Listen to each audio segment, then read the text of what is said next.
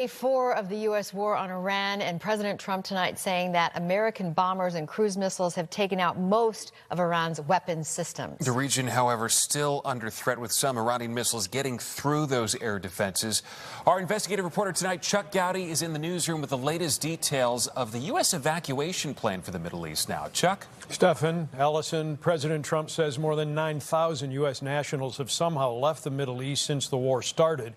But tonight, 3,000 are still there, and the State Department at this hour is planning a massive airlift for them, for non-essential diplomatic employees and their families as well.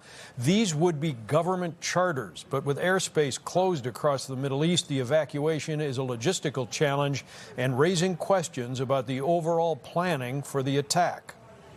Yes, it's very clear that the United States, that President Trump and his team didn't forecast this. Number one, to American citizens in the region, their primary concern should be the safety and stability of U.S. interests, and especially human interests. But as we have seen, America's closest allies in the U.K. and across Europe were also caught off guard. Tonight, in an interview with NBC5 Investigates, the president and CEO of the Chicago Council on Global Affairs questioned whether the U.S. will be able to get those Americans to safety. This is a very risky situation because the retaliation from Iran feels like it is a no-holds-barred retaliation. Suicide drones hitting civilian sites, obviously hitting U.S. embassies in the Gulf, and with just a continuing very high level of uncertainty.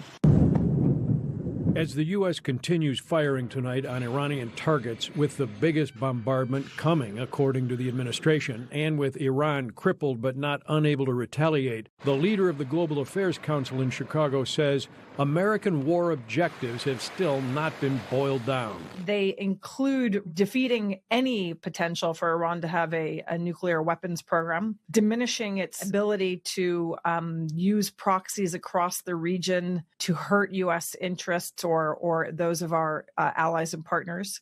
Those are now the stated objectives. I think that President Trump has probably realized that he doesn't have the ability to deliver regime change in Iran without committing U.S. troops on the ground. America draws on its troops from across the middle of the country. If American troops become more invested in the Middle East, that goes all the way into the household across the state of Illinois, across the middle of the country where the U.S. military really draws many of its people.